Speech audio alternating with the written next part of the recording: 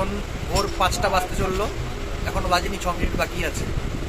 সঞ্জয় সারাক্ষণ একটু মানে মানে আমাদের সিট, এই সিট যে কম্প্রোমাইজ করে গেছে। অনেকে এসে জিজ্ঞাসা করেছে ফাঁকা আছে বসে যাই, কিন্তু সঞ্জয় একটুখানি সাহায্য করেছে, একটুখানি শুতে পেরেছি।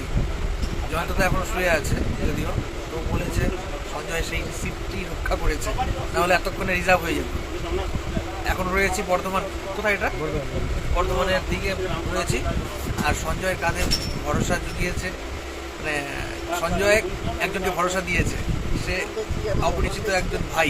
এই ইয়ে এসছে চার্জার দেখতেছি এখন তো ওই নোটিশ ট্রেনে আছে, লেখা আছে ওখানে চার্জারের পয়েন্টে রাত 11টা থেকে 5 ঘন্টা চার্জার লাইন বন্ধ থাকবে। এখন দেখি যদি এসে থেকে লাইন আমিও চার্জ দিয়ে দিই, ভালো হচ্ছে।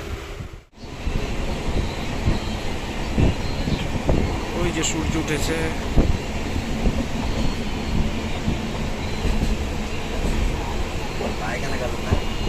ওই যে সূর্য উঠেছে।